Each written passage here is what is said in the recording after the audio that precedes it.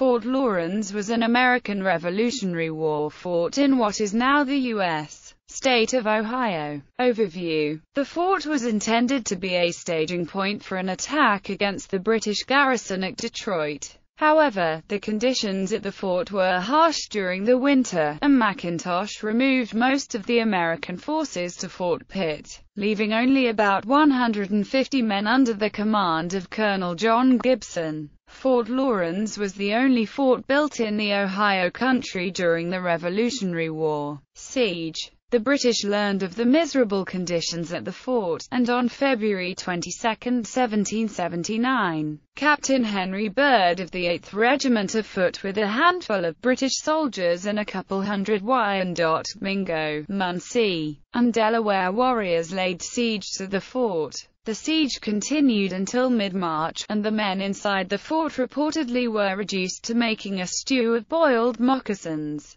The British forces were also weakened by the long siege and lifted the siege on March 20, 1779. American relief forces from Fort Pitt arrived 3 days later, leaving a force of 106 men behind under the command of Major Frederick Vernon. Colonel Daniel Brodhead had replaced McIntosh as commander at Fort Pitt and felt the fort was inadequate for mounting an attack on Fort Detroit. The fort was abandoned on August 2, 1779. It was named after Henry Lawrence, a president of the Continental Congress from South Carolina. The fort was used as a reference point in defining the boundary line in Treaty of Greenville, although the text of the treaty misspells the name as Fort Lawrence. The Friends of Fort Lawrence Foundation, Inc. is currently raising funds to build a replica of the fort on the original site, as authorized by the Ohio General Assembly in April 1915. Fort Lawrence Museum and Park. The Ohio Historical Society operates a small museum at the site with exhibits about the frontier soldier, a video about the fort's history and archaeological artifacts from the fort's excavation. The museum is located in a large park that is used for military reenactments.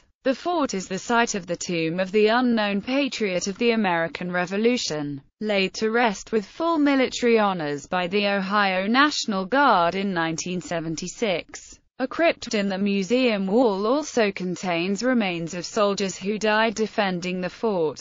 The site is closed in the winter. In 1970, the fort site was listed on the National Register of Historic Places.